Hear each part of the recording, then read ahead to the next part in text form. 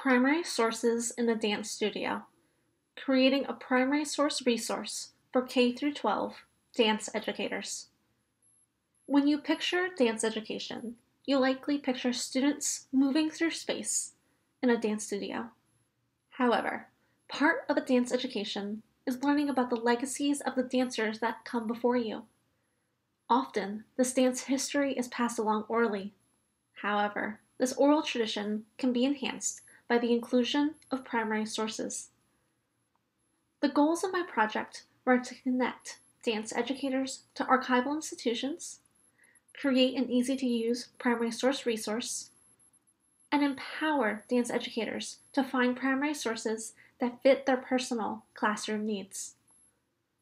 To understand the needs of this population, I conducted a survey of 50 dance educators to assess their resources and reasons for using or not using primary sources in their classrooms.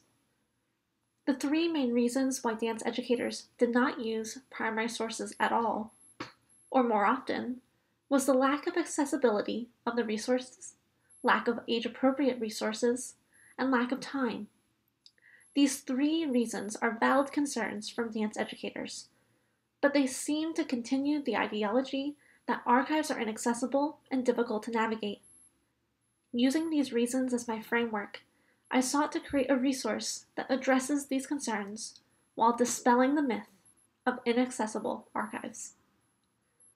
My primary source resource consists of three main parts: a primary source guide, 6 lesson plans, and a resource list.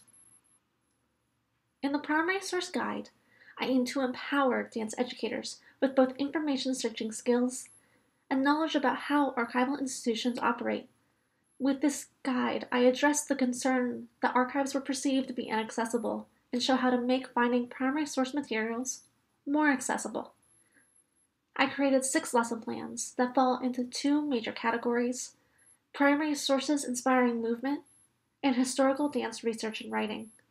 With these 2 categories, I showcased how a variety of primary source materials can be utilized to create lessons for various age groups.